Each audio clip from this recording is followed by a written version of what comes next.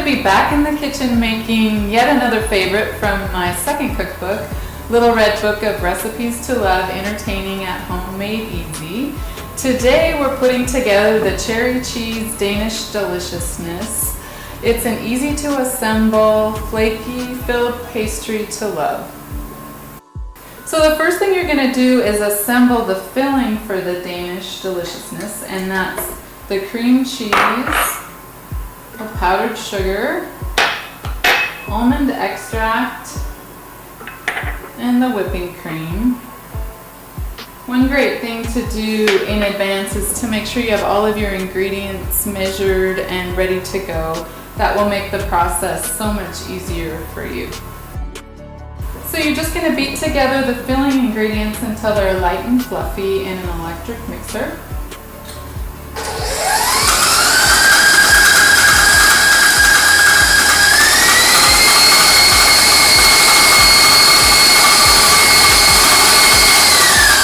You're going to want to scrape down the sides. Make sure you get all the almond extract incorporated.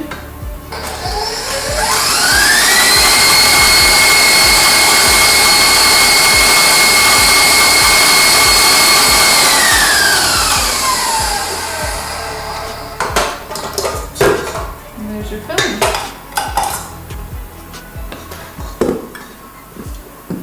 The cherry filling, you're just going to add the almond extract and stir that into the cherry pie filling.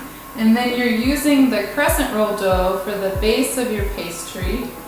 So you're going to roll that out on a buttered baking sheet. And then you're just going to take some time to seal together the seams and make sure you have a flat rectangular base for your pastry. So after you've patted out the crescent roll dough, you just want to make sure all those seams are sealed, because you're going to fill it and then weave the pastry dough on top of it, and if you haven't done that, it will fall apart. But after you've smoothed it out and sealed the creases, you're going to take your cream cheese filling and you're going to spread that down the middle of your pastry, like that. And then you'll top that with the cherry filling. And then we'll just weave the pastry over the top and assemble it, and it's ready to bake. The cherries just go on top of the cream cheese. You kind of want to leave some space at the top and the bottom so that you don't have cherries seeping out the pastry. Just kind of spread that out so it's evenly distributed.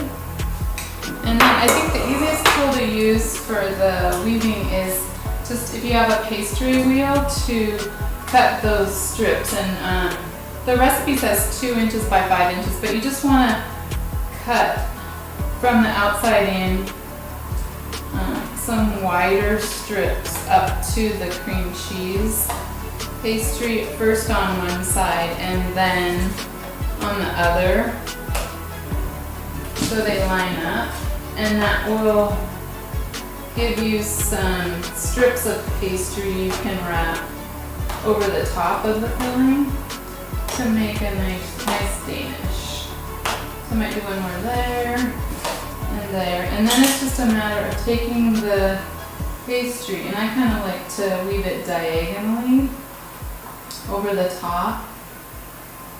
So just take both ends and alternate back and forth like that. And I wouldn't recommend getting the crescent roll dough out early, because it will warm up and it will be harder to work with. So you want to keep that cold until you're ready to assemble it. And then the next step is going to be making the egg wash, the egg and the teaspoon of water, and mixing that up. And then we'll brush that on and sprinkle the sparkling sugar and the almonds on top, and it'll be ready to bake.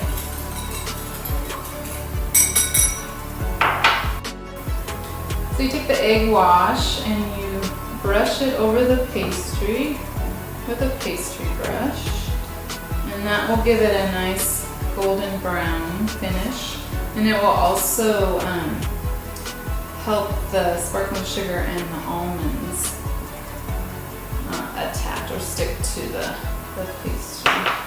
So then we'll do the 2 tablespoons of sliced almonds on the top.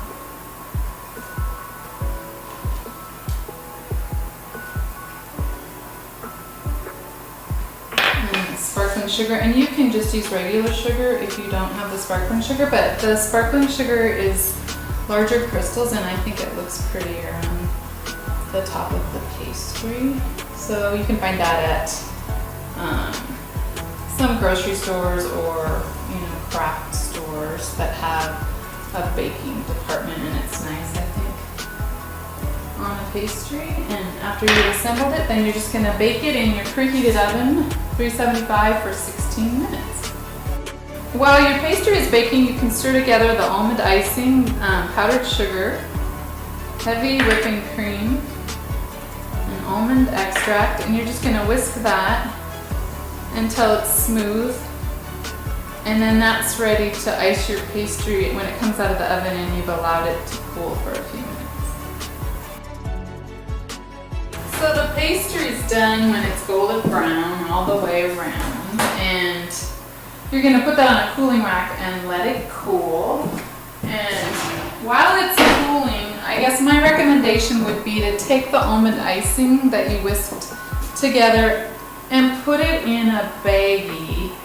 Or if you have a pastry bag, that's great. But if you don't, you can just use a baggie, and we'll just transfer it to that and seal it up. And then when we go to pipe the icing on, we'll just clip the end, and you'll have a lot more control over the icing, and it will look a lot nicer when you're serving it.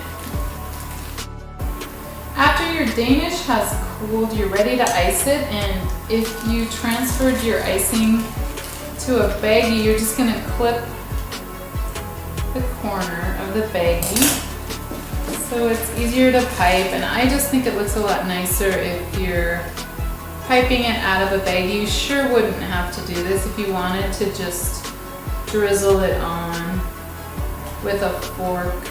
That would work well. But I think that piping it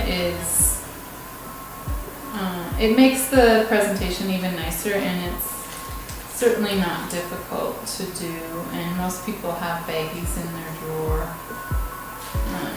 You don't need to invest in pastry bags. You just want to make sure the pastry is all the way cool, because if it's not and you try to pipe the icing on, it's just going to melt and roll off.